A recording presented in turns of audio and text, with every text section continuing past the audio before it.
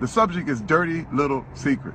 And, you know, for years, my dirty little secret was that I was addicted to pornography for years. Now, most of you who are on Facebook are using the internet.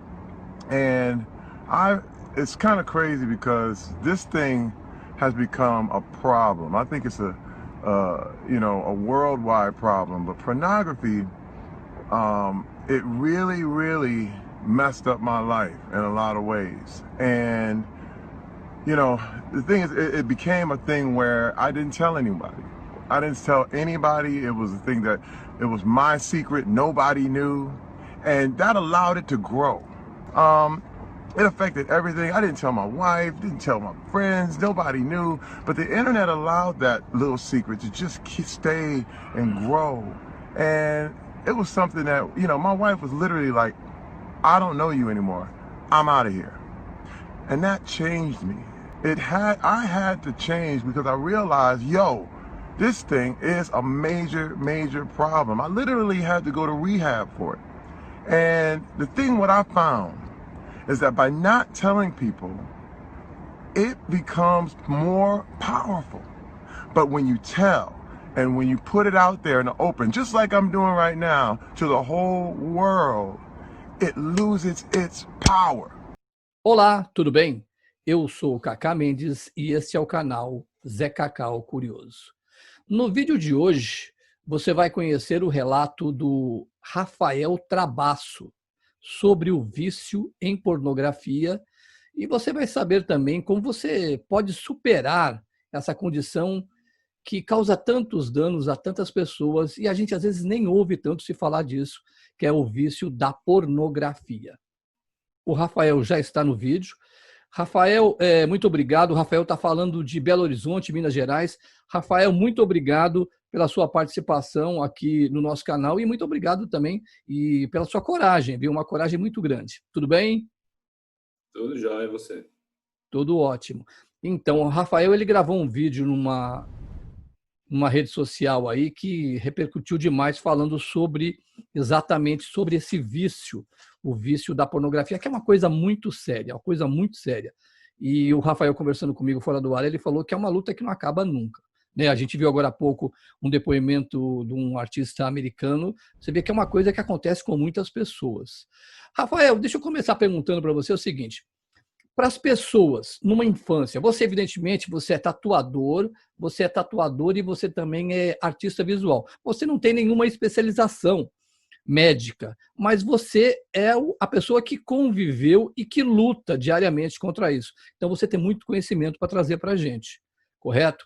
Então eu queria te fazer uma pergunta, pelo conhecimento, eu tenho certeza que você é um cara, aliás, trabalhos visuais, permita-me dizer aqui, Rafael, eu vi os seus trabalhos espetaculares, trabalhos espetaculares. Não, são realmente, a gente está passando alguma coisa aí para as pessoas verem, trabalhos visuais espetaculares do Rafael. O cara é muito bom mesmo. Não estou puxando o saco, é verdade, o cara é muito bom mesmo. Então, dentro da sua experiência, eu queria lhe perguntar, existe algum gatilho, seja na infância, na adolescência, em alguma fase da vida das pessoas que dispara essa vontade tresloucada de consumir pornografia, ou isso não é uma coisa que tem uma regra? Olha, do que eu pude averiguar, assim, na época que eu estava pesquisando, estudando sobre o assunto, tudo, e partindo da minha própria experiência, da experiência de outras pessoas, geralmente não é uma coisa que a gente busca sozinho, logo de cara. Não tem um belo dia na vida do adolescente, da criança, que ela fala, eu vou buscar material pornográfico. Geralmente aparece de uma maneira assim, ou você tá... Antigamente tinha mais isso, né? Você ia na banca com seu pai, com sua mãe, ou sozinho, enfim, buscar um jornal, uma coisa assim, e você via uma revista pornográfica na banca, ou você tá na internet, hoje em dia é mais comum, né? E aparece alguma coisa que alguém compartilhou na rede, tudo. Então, a mídia está tão permeada desse tipo de material hoje, e os corpos humanos vêm sendo usados como propaganda e meio de chamar a atenção de vender estilos de vida e coisas assim, que hoje eu acho, principalmente hoje, século XXI, 2020, a internet, redes sociais, a todo vapor, tudo eu acho difícil uma experiência de estar navegando, de estar buscando materiais, tudo, e não ter algum material com apelação erótica ou pornográfica que não venha sem você solicitar aquilo, entendeu? Então, eu acho que, assim, as portas de entrada hoje são muitas, assim, variadas, experiências de pessoas, já ouvi experiências de várias pessoas, assim, às vezes o menino que acha a coleção de pornografia do pai escondida em casa, tem várias histórias diferentes, assim, então, como que se entra nisso? Eu acho que geralmente as pessoas caem de meio inadvertidamente naquilo e como os apelos visuais, as coisas são muito fortes, eles, né, apelam para a gente, para nossa biologia, do jeito como a gente reage à sexualidade, assim, então é muito fácil a pessoa se ver pega por aquilo sem perceber, sabe? Começa com uma curiosidade, tudo, mas vai escalando rapidamente, principalmente hoje, quando o material ele é infinito, né? A variedade dele é infinita e é de graça, né? A gente não paga para ver pornografia, né? Pode entrar e assistir quando você quiser, sem gastar R$ 1 naquilo, se quiser. Entendi. Quer dizer, na verdade, a gente não tem uma regra, né? Isso depende de cada um e o acesso, né? É o que você está explicando. Agora, com você, conta um pouquinho da sua história, de como é que você começou, como é que foi o seu começo e como é que era a sua vida. Para você, como é que você se viu? Conta um pouquinho, faça o seu depoimento do seu começo e como é que era o seu envolvimento e o seu consumo dessa pornografia. Uhum. Assim, no início, assim, eu tô com 34 anos, né? Então, quando eu era criança, adolescente, tudo, a internet praticamente não existia do jeito que existe hoje, né? Então, eu tive esse começo clássico que vários meninos tiveram, né? Tipo, você vai na casa de um amigo onde a criação dele é mais ali liberal, digamos assim, aí coleciona Playboy, ou você vai no cabeleireiro, o cabeleireiro tinha, né? Sim. Cabeleireiro de homens, né? Tinha muito isso de ter revista pornográfica, ó, VIP, Playboy, sexy, aquelas todas e tal. Então, eu comecei assim, desse jeito, com essa curiosidade e tudo, mas a minha casa eu tive uma criação muito religiosa, muito restrita, assim, então esse tipo de coisa eu não podia ter em casa, nem revistinha escondida eu tinha, assim, porque eu sabia que era barra, assim. Então isso meio que passou batido, assim, eu tive essa coisa da adolescência, da pré-adolescência, mas depois a coisa toda se acalmou, assim. Meus começos, meus 20 anos não era um problema. O problema foi surgir meados de 2007, 2008. Nessa época eu morava em São Paulo e fazia faculdade de artes visuais. Morava em República com outros caras e tudo. E foi quando eu tive banda larga em casa pela primeira vez. A gente rachava a internet. E aí, nessa época, estava surgindo os tubes, né? O YouTube, essas coisas. O YouTube realmente foi uma grande novidade, tudo. E na esteira dele vieram os sites pornôs que ofereciam vídeos, né? E foi nessa época, meados de 2007, 2008, que eu comecei a acessar os sites de vídeos.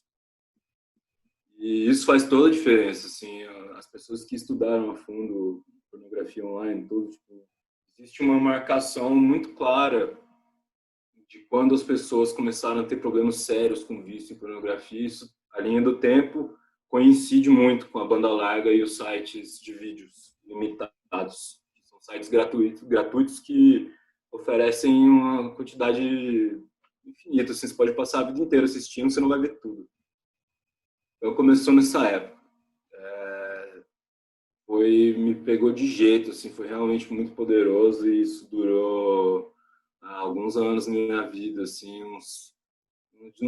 eu não sei a data exata, assim, eu sou muito ruim com datas e tudo, mas no mínimo uns 6 anos, uns 6 a 8 anos, eu fiquei consumindo esses vídeos diariamente e durante uma época diariamente com uma frequência alta diária, assim, mais de 2, Agora 3 vezes por dia.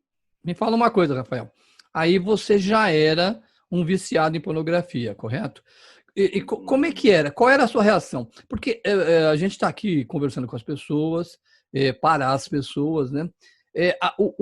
Porque você imagina, você vê um vídeo desse, a coisa que o homem, né? Porque é importante lembrar que é um vício tanto de homens quanto de mulheres. Às vezes as pessoas relacionam Sim, muito isso a homem.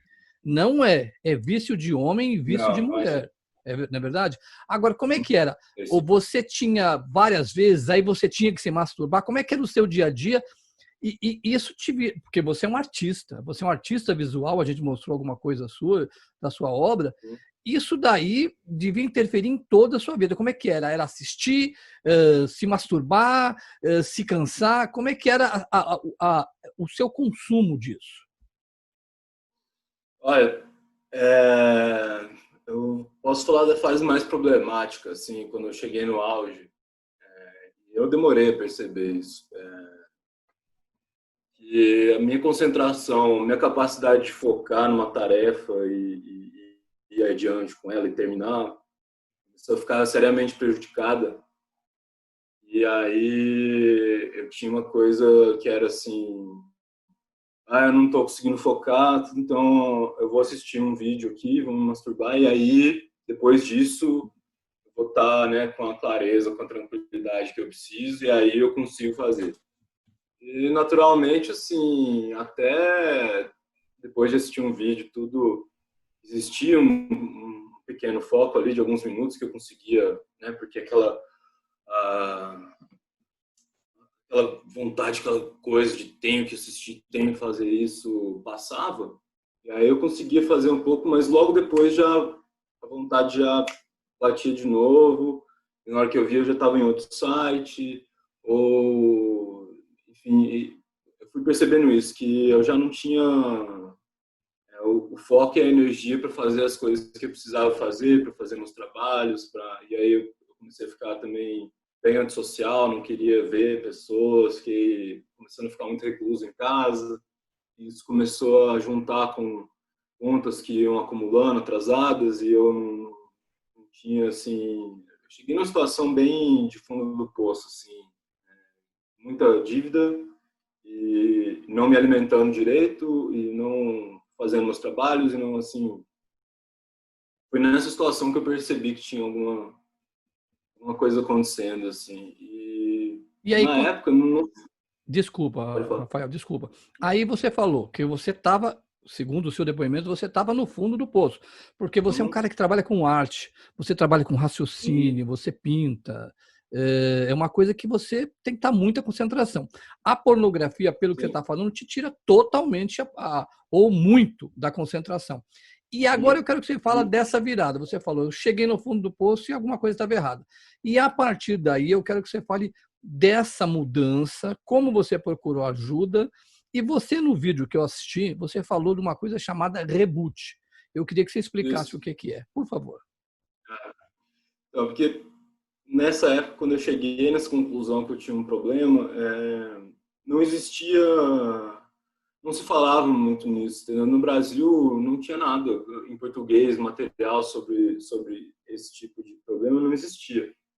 E eu literalmente pesquisei no Google em inglês, assim, né? Eu preciso parar de assistir pornografia.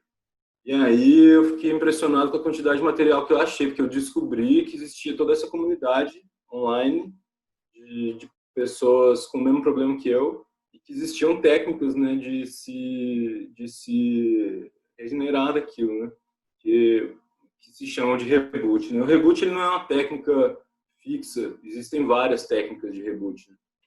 Eu fiz a mais conhecida e a mais clássica, que eles chamam de hard mode, né, um modo difícil, que é simplesmente cortar, assim, você tira tudo que você tem de pornografia do computador, joga tudo que você tem fora na sua casa, se tiver revistas, vídeos, coisas, exclui todas as suas contas de sites pornográficos, tudo, e começa uma contagem do zero, assim.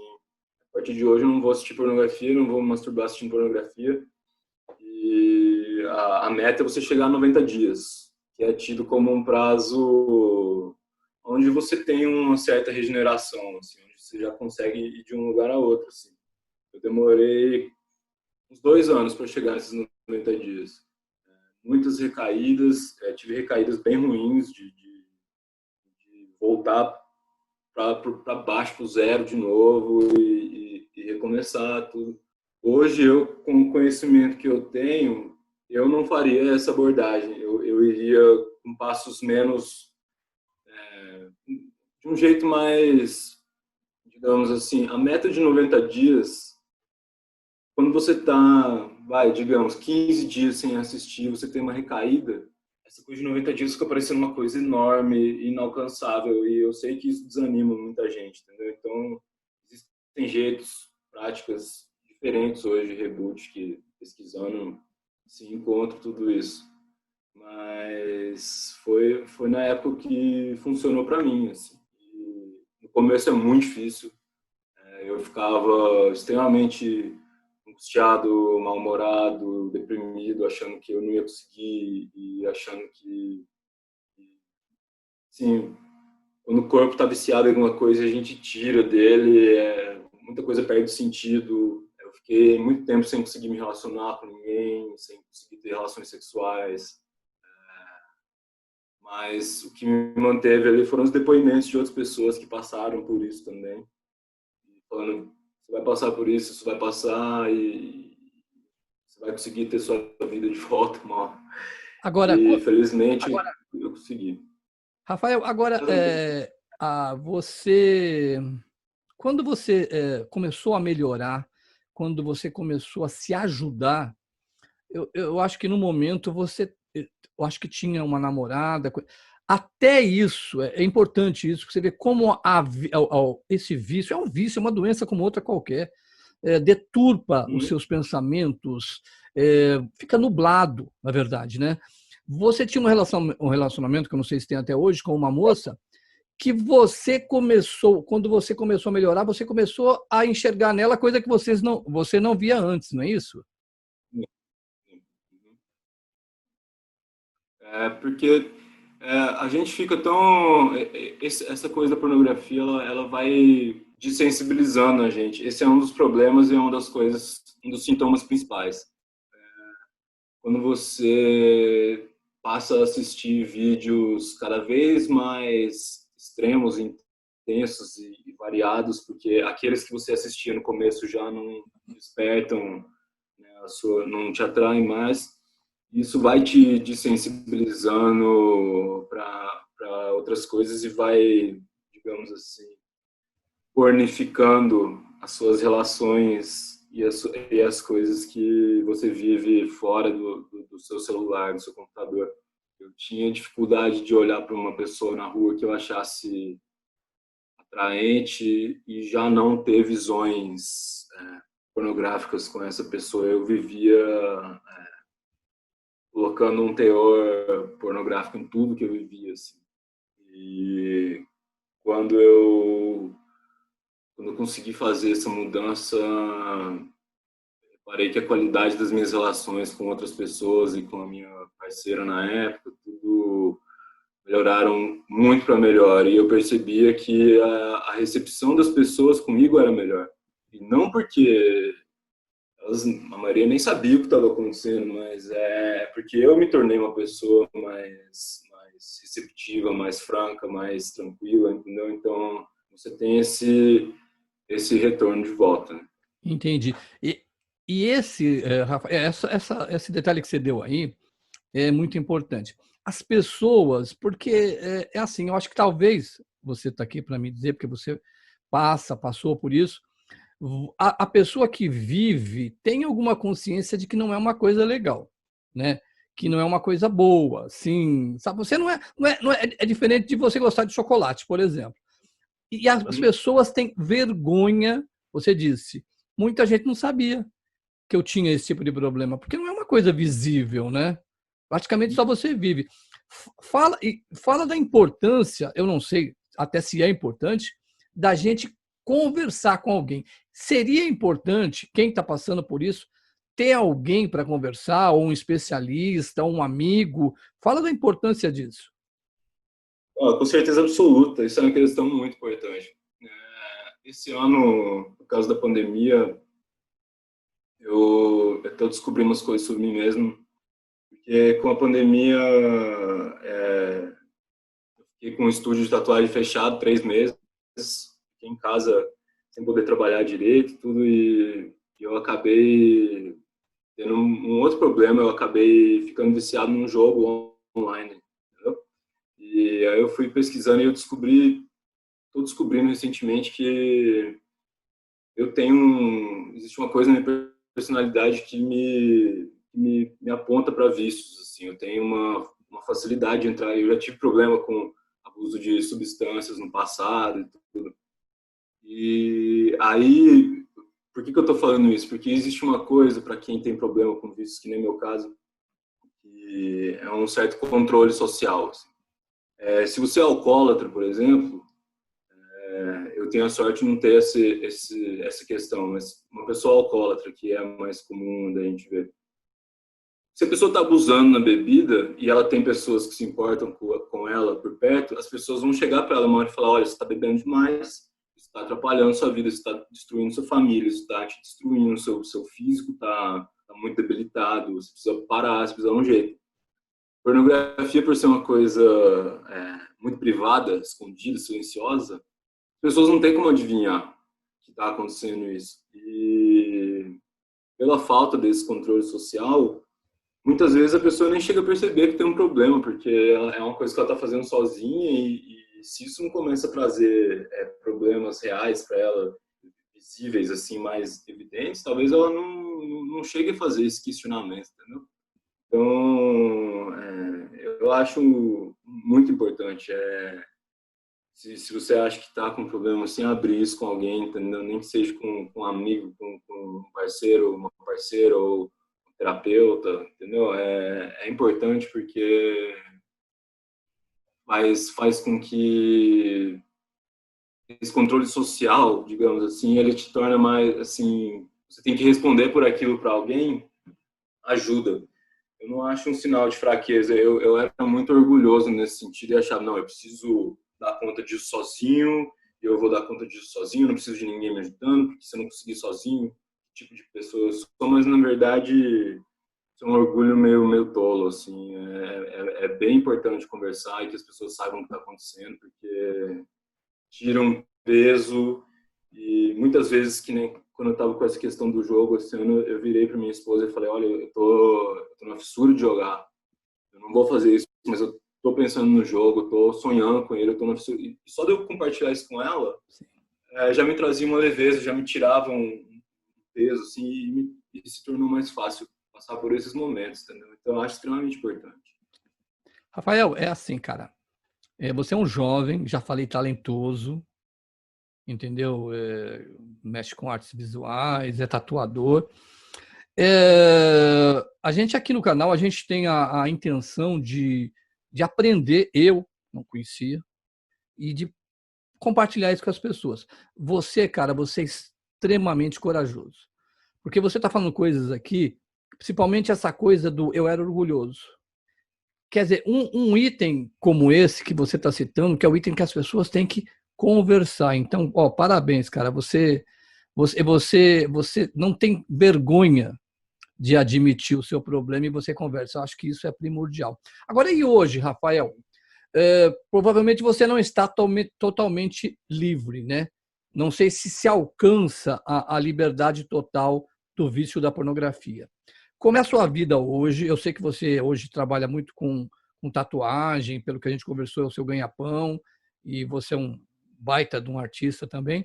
Como é que é a sua vida hoje? Você hoje está vivendo, cada dia derrubando um inimigo? Como é que você é hoje? Como é que está hoje a sua vida? E para as pessoas até aprenderem e entenderem que a coisa é ruim, a coisa é difícil, mas que a gente pode, lá no final no final da estrada, ter alguma vitória, né? Sim. Assim, eu falando assim, né, da minha profissão, por exemplo, do que eu escolhi fazer para viver, assim, viver como artista no Brasil por si só já é um desafio. Ainda mais hoje em dia, no ambiente político, social que estamos, assim, é extremamente desafiador. Eu preciso de tudo que eu posso reunir para viver, assim, tudo que eu puder reunir a meu favor, eu preciso disso. Então, eu não tenho condição nenhuma de estar sujeito a um vício, sujeito no sentido de servindo a ele, assim, porque eu já vivo numa situação, digamos assim, nem um pouco garantida, assim, né? Então, hoje eu tenho estado muito focado em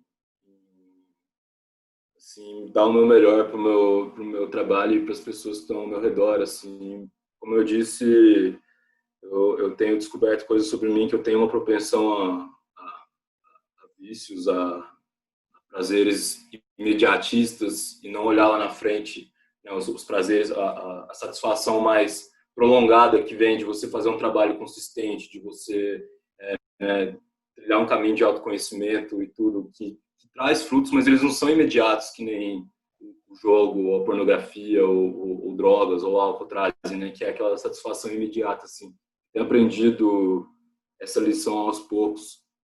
E eu tenho que manter um estado de alerta em relação a certas coisas. Pornografia, por exemplo, meu celular, meu computador, eu tenho filtros, eu tenho bloqueadores, tenho coisas assim para eu não, assim, se eu tô no Instagram, no Twitter, no Facebook eu não uso mais, mas enfim, se eu tô numa rede social e alguém compartilha algum tipo de coisa que seja um gatilho para mim, eu tenho minhas reservas contra aquilo, tudo que eu conheço meus limites, né? Mas eu tenho vivido, assim, bem, adaptei práticas para minha vida que têm me trazido muitos benefícios, né? Eu tenho meditado todo dia, por exemplo, a meditação é uma coisa que tem mudado muita coisa para mim, tem trabalhado minha ansiedade e essa coisa das recompensas imediatas de uma maneira muito eficiente. Estou fazendo terapia, né? Psicoanálise me ajuda demais. O fato de eu ser artista, eu acho que é uma sorte que eu tenho, porque a arte também é um trabalho que me centra e eu gosto de fazer. E apesar de ser desafiador viver, né, no sentido material, assim, no sentido, digamos, humano, espiritual, é muito bom.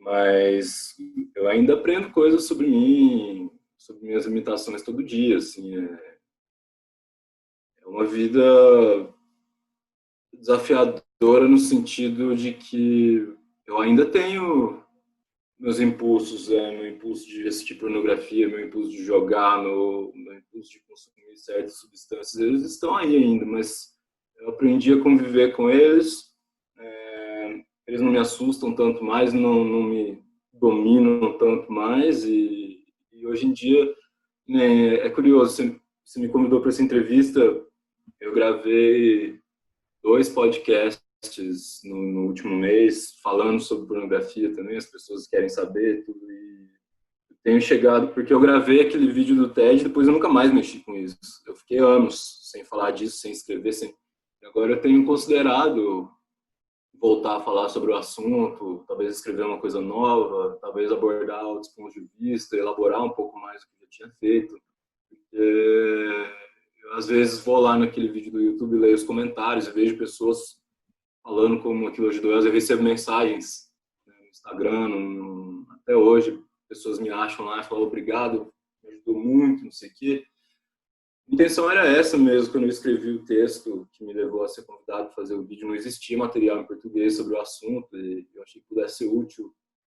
Então, eu agora conseguindo me estabilizar em relação aos vícios, as coisas que me atrapalharam muito no passado e ainda me desafiam hoje, eu acho que pode ser... Eu tenho começado a enxergar talvez um novo chamado, assim, talvez poder continuar comunicando sobre essas coisas e eventualmente ajudando pessoas me parece bom. Assim. Não, perfeito, Rafael, perfeito. Rafael, o Rafael está falando com a gente, o Rafael Trabasso está falando com a gente de Belo Horizonte, Minas Gerais. Eu lhe agradeço muito, volto a afirmar, você é um cara além de um artista muito legal, um artista muito bom. Eu tô falando de coração, cara. Eu vi suas obras. Eu não sou nenhum conhecedor profundo, eu gosto de coisas bonitas. Eu achei o seu trabalho bem legal, bem bonito. Parabéns. E parabéns, acima de tudo, pela sua coragem. E, sim, continue a falar, porque a gente está vivendo um momento muito difícil. A internet, eu sempre falo isso, a internet traz muita coisa boa. A gente está falando hoje sobre isso, que eu acho que é uma coisa boa na internet, mas também tem muita coisa ruim. Então, eu te agradeço, parabéns demais. Muito obrigado por você ter participado aqui do nosso canal, viu, Rafael? Eu que agradeço o convite, Cacá. Obrigadão mesmo.